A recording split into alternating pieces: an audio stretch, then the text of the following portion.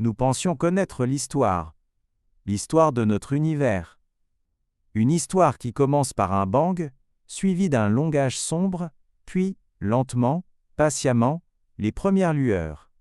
Nous avons construit le télescope spatial James Webb pour être notre machine à remonter le temps, pour voyager en arrière et assister à la naissance de ces premières galaxies. Nous nous attendions à trouver des nourrissons cosmiques, de petites collections chaotiques d'étoiles qui commençaient à peine à se rassembler. Mais les images sont revenues et l'histoire a changé. Dans la pouponnière cosmique, Webb n'a pas seulement trouvé des nourrissons. Il a trouvé des adolescents bien développés. Des galaxies si massives, si matures, qu'elles n'ont aucune raison d'exister si tôt dans l'univers. Voici l'histoire d'une découverte qui ébranle les fondements de la cosmologie.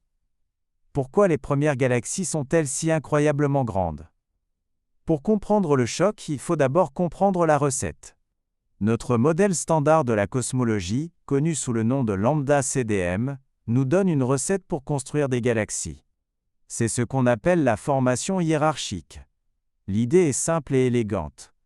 Après le Big Bang, de minuscules amas de matière noire invisible ont commencé à attirer de l'hydrogène et de l'hélium gazeux. Ces étaient les petites graines.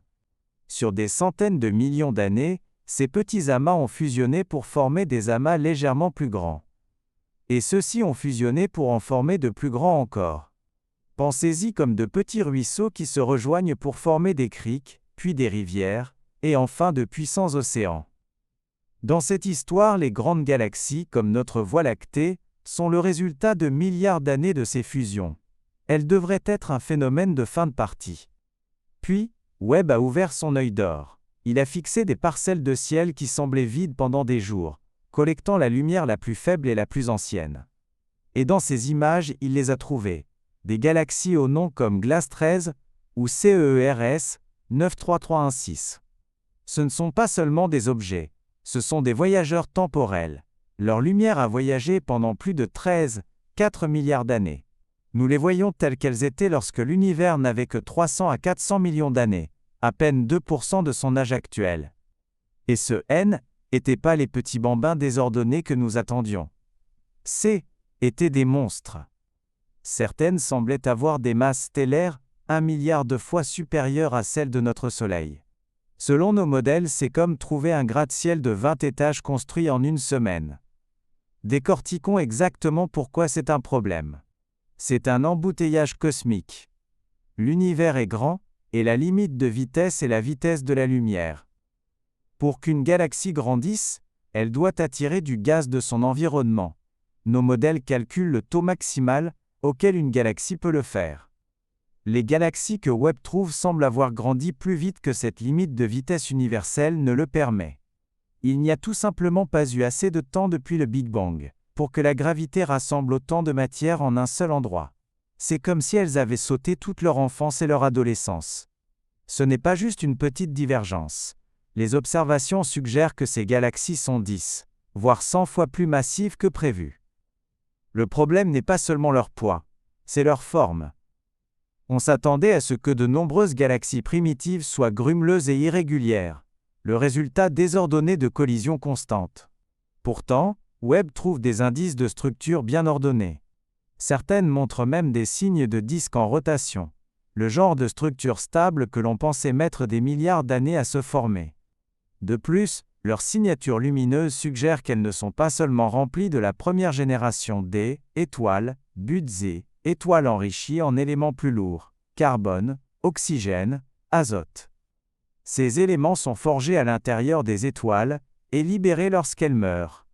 Avoir autant de cette poussière d'étoiles, sitôt signifie qu'un rythme effréné de naissance et de mort d'étoiles a dû se produire, bien plus frénétique que ce que nos modèles prévoyaient. Et au cœur de ces galaxies massives se cache un autre mystère profond. Des trous noirs tout aussi massifs.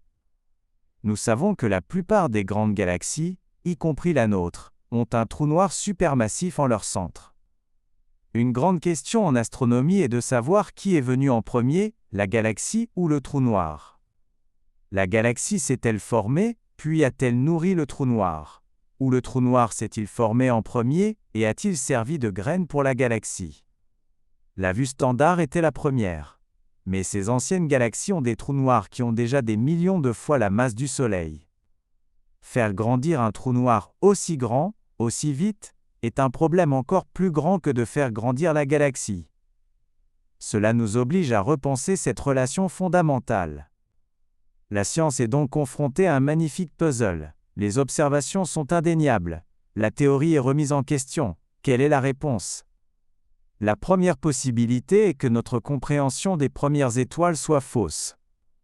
Peut-être que la toute première génération D étoiles, connue sous le nom D étoiles de population 3N, était pas seulement grande, mais colossale, des centaines de fois plus massive que notre Soleil. Ces mastodontes auraient brûlé leur carburant en une minute cosmique, explosant avec une violence incroyable et ensemençant l'univers D, élément lourd bien plus efficacement que nous ne le pensions.